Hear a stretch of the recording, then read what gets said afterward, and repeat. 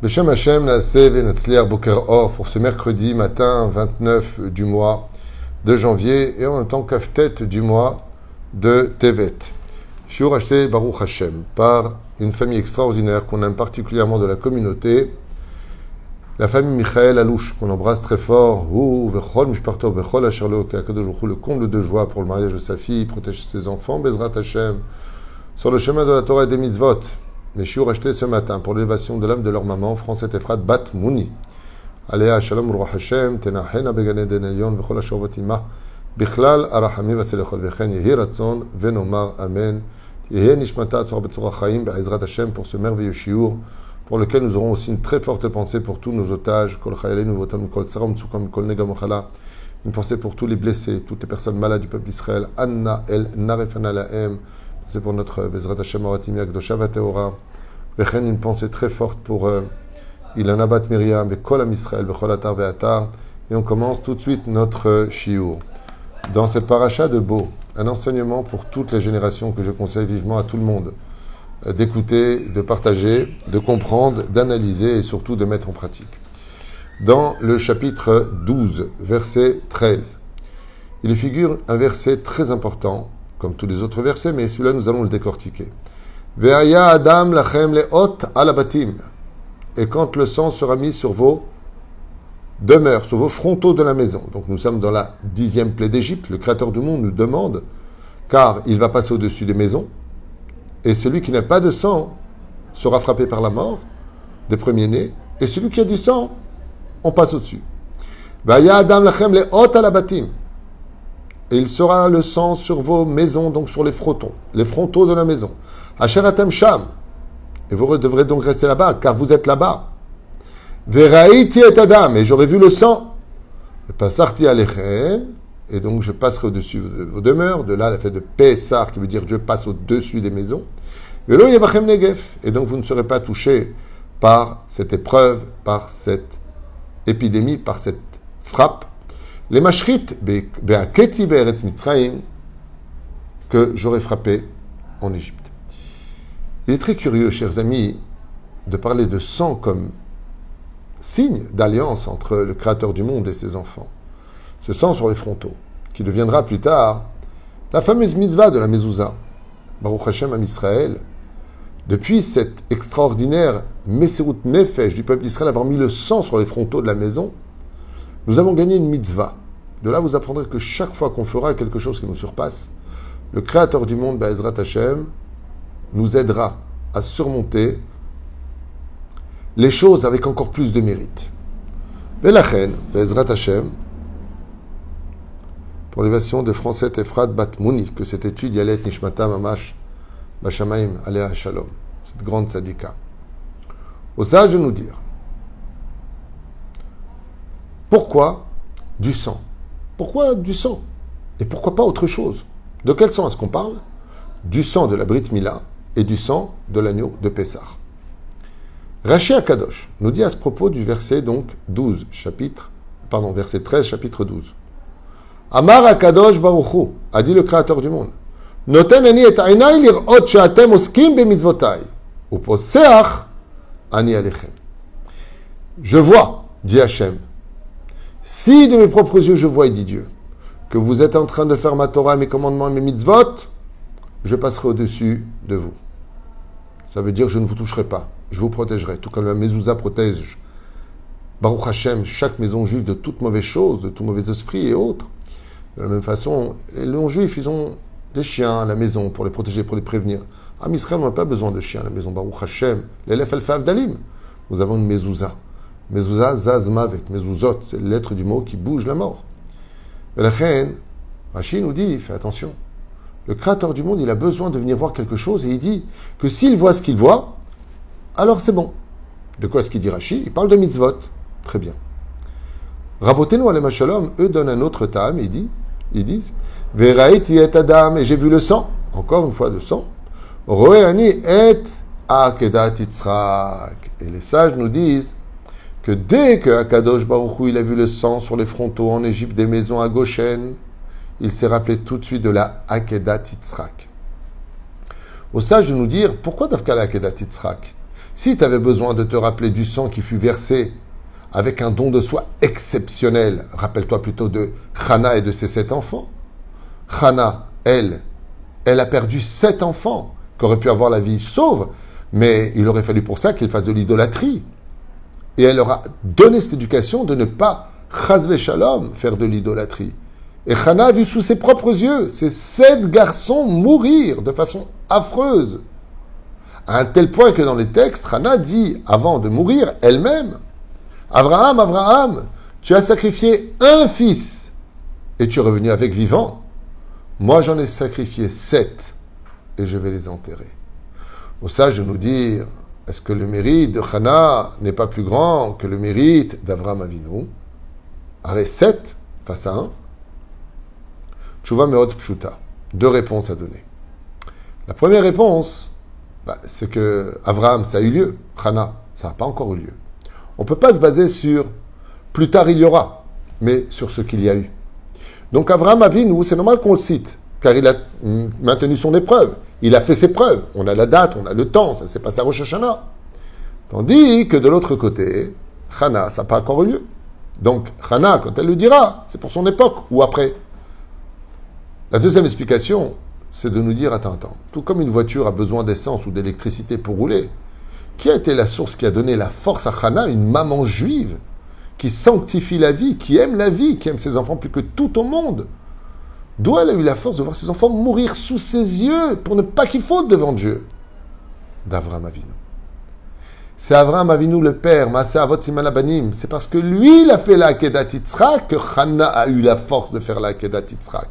C'est lui la source énergétique de tout ce peuple d'Israël qui est capable aujourd'hui de faire au-delà de ses forces, au-delà de ses moyens, faire la Brit Mila, de couper en bas, de tout âge. Les personnes jeunes, comme adolescents, comme vieux, ont tous fait la Brit Mila en Égypte. Ça ne suffisait pas l'esclavage, couper en bas une telle douleur. Ils ont coupé. Le sang a coulé. Psh. Et après, imaginez un petit peu, dans cette Égypte ancienne, les enfants hébreux qui naissaient en Égypte, depuis le jour de leur naissance, on leur apprenait que Dieu, c'était le bélier. Le mouton était un dieu.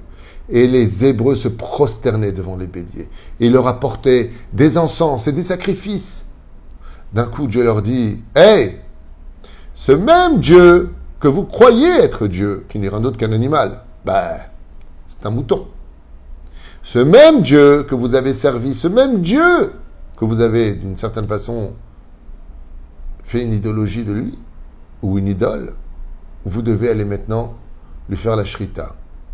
Vous devez lui couper la gorge, laisser épurer son sang, prendre ce sang de l'agneau Pessah, qu'on appelle en français l'agneau pascal, je ne sais pas pourquoi d'ailleurs, mais bon, et vous le mettez sur les frontaux de la maison. Mais quelle force! Quel Messirut Nefesh! Et c'est là qu'est tout le secret.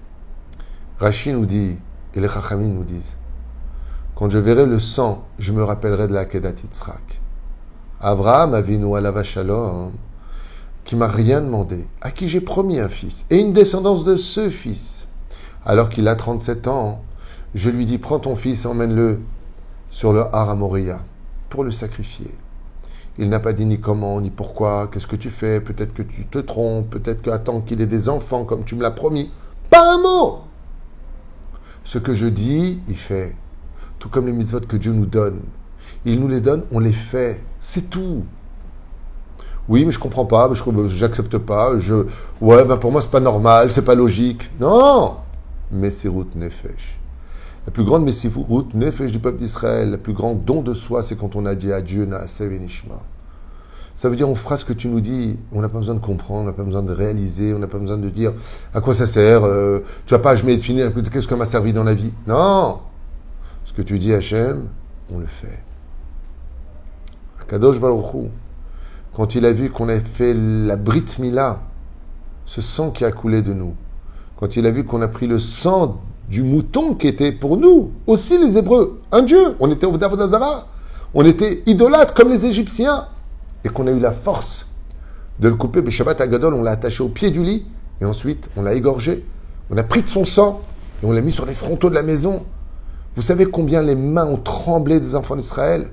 Quand on te dit, depuis que tu es petit, on te formate à te dire ça c'est Dieu et maintenant toi tu vas tuer. Mais tu dis attends, il va m'arriver un malheur, j'ai peur. Dieu il dit non, faites-le. On ne se rend pas compte pour nous en 2025 de l'ère vulgaire. Bon, t'as pris un mouton, tu l'as égorgé, tout le monde fait ça dans les abattoirs. Mais non, on ne parle pas de ça, on parle d'une Messirut Nefesh qui était impensable à l'époque. Et Kadosh Baruch Hu, il dit quand je vois ce sang, maintenant je me rappelle de la Akedat Yitzhak. Et grâce à la Akedat Yitzhak, tous les Rosh Hashanah, nous sortons libres dans le jugement de Dieu. Car Dieu se rappelle de l'extraordinaire don de soi qu'a fait Abraham avec son fils, parce qu'il leur avait demandé. Mais la reine, le créateur du monde, nous dit, ainsi donc, si vous voulez, vous aussi, enfants d'Israël, que j'annule les décrets, si vous voulez une vie meilleure, si vous voulez la Géoula, où est votre Messirut Nefesh? Où est le don de vos personnes? Ce que viennent nous apprendre nos sages de mémoire bénite, c'est que dans cette paracha où nous allons sortir du pays d'Égypte, à la fin de cette paracha où nous prenons la direction de la sortie en tout cas, eh bien, Dieu avait besoin d'une chose. Encore une épice dans la recette du peuple d'Israël. Est-ce que tu peux faire don de toi? Est-ce qu'il peut y avoir un don de ta propre personne? Est-ce que tu peux aller au-delà de ce que tu pouvais faire ou de ce que tu devais faire? Et la reine, en résultant de cela, le créateur du monde, quand il voit que nous, on s'est surpassé, alors lui aussi, il se surpasse. Mais la reine, voici quelques enseignements à retenir de ce verset-là. Pour mettre un terme à la galoute et à ses souffrances, il faudra donc pour chaque juif, lui aussi faire une Messirut Nefesh.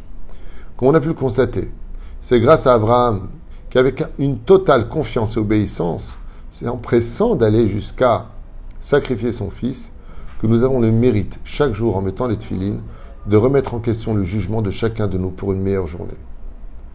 La Gemara nous raconte, dans Masechet Shabbat, Bedav Kuf Yutet, l'histoire de Yosef Moukir Shabbat, un homme très pauvre, mais qui avait par amour incroyable le respect du Shabbat. Et un jour, alors qu'il avait très peu de moyens, et qu'il avait déjà acheté du poisson, il entendit, nous dit la Gemara dans le chouk, que un homme vendait du poisson en l'honneur de Shabbat. Il s'empressa de trouver l'argent, quitte à se ruiner, pour acheter ce poisson. Et dans ce poisson, pour une histoire qui est racontée dans la Gemara, il y avait un diamant qui avait été avalé, un diamant d'une valeur inestimable. Et Yosef Moukir Shabbat est devenu immensément riche en achetant un poisson pour Shabbat. Le Ben Ishraï dit, mais je comprends pas, quand on fait des mitzvot, le salaire c'est pour le monde futur, c'est pas sur terre. Et dans son livre Ben Yoyada, sur cette Gemara de Shabbat, le Ben Ishraï dit, je vais te dire pourquoi. S'il n'avait pas eu de poisson et qu'il a acheté du poisson pour Shabbat, il aurait eu son salaire dans le monde futur. Mais Yosef Moukir Shabbat avait déjà préparé le poisson de Shabbat. Il n'a pas acheté pour le manger. Il a acheté parce qu'il a entendu quelqu'un a dit en l'honneur du Shabbat. Honneur pour Shabbat, j'achète. Ah, ça par contre, si tu as déjà du poisson, pourquoi racheter du poisson? Surtout à l'époque, il n'y avait pas de frigidaire. Grâce à sa Messirut Nefesh, Lifnim, Shurot Adin, tu t'es surpassé, Chayecha, que moi aussi je me surpasserai. Ton mazal est annulé, maintenant tu deviens riche. La Messirut Nefesh, quand on veut sortir d'un problème, on veut sortir de la galoute, on veut sortir de notre angoisse, fais une Messirut Nefesh. Vous avez raconté à l'époque une histoire qui s'était passée d'un homme qui était parti à l'hôpital Sinai à Los Angeles. Et après plusieurs examens, on lui a annoncé qu'il avait la maladie et qu'elle s'était généralisée, qu'il ne lui restait pas beaucoup de temps. Il est parti voir un très grand tzaddik et il lui a dit comme ça, c'était une semaine ou deux avant Pessah, et il lui a raconté son histoire. Et le tzaddik lui a dit, écoute, moi je ne suis pas médecin. Ce que je sais par contre, c'est que la Messirut Nefesh, le don de soi, il peut annuler tous les décrets comme on vient de le voir dans ce verset-là. J'ai 5000 colliers à préparer pour Pessah. Et Mina Shamaïm, j'ai été planté par les volontaires. Donc comme ils ne viennent pas, et que toi tu es très malade, je te propose quelque chose. Pendant 3 jours, tu ne bouges pas du hangar. Tu pries ici, tu manges ici, tu fais tout ici. Mais tu ne bouges pas du hangar. Alors, même pour me doucher, il lui a dit, même pour te doucher. Tu me finis les 5000 colis, tu as 72 heures. Et cet homme-là, au lieu d'essayer de se reposer et autres, il s'est mis à travailler. C'est une vraie histoire. Hein. Il s'est mis à travailler, jour comme nuit, jour comme nuit, jour comme nuit. 72 heures plus tard, il a fini les colis. Il s'est évanoui. Il est tombé, il s'est évanoui. Tellement il a essayé de travailler vite. Le Rav, il lui a dit, tu peux aller faire une radio, va vérifier où tu en es dans ta santé. Quand il est revenu, il lui a dit, vous ne pouvez pas savoir, tous les médecins sont venus, ils ont alerté tout le monde. Il n'y a plus de maladie. C'est une histoire qu'on m'a racontée à un séminaire que je donnais à Los Angeles, de la personne qui a vécu ce miracle, qui m'a raconté qu'il avait la maladie et que pendant 72 heures, il s'est donné corps et âme pour qu'il y ait 5000 familles qui puissent faire Pessah. C'est impensable. C'est impensable. 5000, c'est pas 500, c'est impensable. Les colis étaient prêts, il y avait juste à mettre dedans et à fermer. Mettre dedans et fermer. Il en a fait 5000 en 3 jours. Akadosh Baruch Hu lui a fait un S. Il lui a dit, le Rav, tu devrais aller faire une radio. J'ai prié pour toi. Maintenant que je t'ai vu travailler, que tout est fait, que les 5000 familles ont trouvé le sourire grâce à toi, Akadosh Baruch Hu, Mehila kedeged mahala. Dieu te pardonnera. La faute, il va effacer le tikkun, et tu vas retrouver la santé. Les Pérouche Adavar. On parle du Rav Moshe Feinstein, Zecher Tzadik Vekadosh Ivracha Zchuto Yagen al Kol Am Israël, Rabbi Moshe Feinstein. Qu'à sa mort, ce géant de la Torah, ce père du peuple d'Israël, son fils est arrivé chez lui à la maison, il habitait dans une autre ville. Et le téléphone, vendredi après-midi, sonne. Allô, Kvod Arav, Shalom, à quelle heure rentre Shabbat aujourd'hui? Et là, le fils, il se met en colère. Il dit, comment ça, à quelle heure rentre Shabbat aujourd'hui? Madame, il y a des calendriers. Vous savez dans quelle maison vous êtes ici, madame? Vous êtes dans la maison du tzaddik Rabbi Moshe Feinstein, mon père. Mon père. Il lui dit, mais pourquoi vous vous énervez? Moi, ça fait 30 ans que je l'appelle, ça fait 30 ans qu'il me répond gentiment. Shabbat rentre à telle heure. Le fils a eu honte. Il lui a dit, vous m'avez fait découvrir qui était mon père. Ce géant de la Torah, il prenait le téléphone, puis il dirait à quelle heure rentrait Shabbat? Bah, c'est quoi une secrétaire? Il était là pour son peuple. Un vrai rave doit être toujours présent pour son peuple. Un vrai rave. Tant qu'il le peut, bien sûr. Combien de sacrifices doit-on faire pour éduquer nos enfants? Pour trouver des vacances qui soient cachères, des lieux où il n'y a pas de nudité, d'avoir une maison qui respire le shalom, la sérénité et le calme, de tout faire pour qu'il n'y ait que des portables cachers, de leur apporter tout le réconfort et l'amour dont ils ont besoin pour leur éducation, de croire en un merveilleux avenir. Ainsi donc, chaque Messirut Nefesh, chaque don de soi, on apprend de ce verset-là, encouragera la Géoula à s'approcher encore plus vite du peuple d'Israël, comme c'est marqué, vers Haïti et ta dame, et j'ai vu le sang. Quand tu es prêt à donner ton sang pour Dieu, quand tu es prêt à donner ton sang pour le peuple d'Israël, le Créateur du monde remet tous ses jugements en question, puisque la suite du verset nous dit Velo yebachem negev, car le mal ne vous atteindra pas. Être capable de se priver de petites choses pour vivre de grandes choses, cela demande une très grande Messirut Nefesh. À émettre, quand on le voit, le mouvement Chabad, quel Messirut Nefesh à travers le monde, de s'inquiéter à ce qu'on mange cachère dans tous les pays, que tout le monde puisse mettre les téfilines, que Dieu bénisse nos amis Chabad qui font un travail phénoménal. Nos mamans, est-ce qu'il y a mieux que les mamans qui donnent leur vie, qui travaillent du matin au soir, qui s'occupent de la maison, qui doivent éduquer, supporter des fois les humeurs du mari, aller au mikvé, se donner. Combien Messirut Nefesh font les femmes d'Israël? Nos Avrechim qui étudient du matin au soir, vous savez ce que c'est d'être assis toute la journée en train de se prendre la tête avec des examens pour si peu d'argent à la fin du mois, si peu de satisfaction, ou même quand tu sors dehors, on te regarde comme un parasite.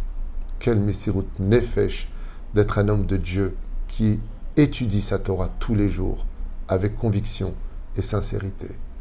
Nos Chayalim, à qui on doit tellement, que Dieu les protège.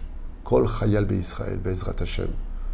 Shem Ishmorotam, Ve'chayehem, Ve'yarzir Brim, Levetam, Amen, Ve'amen.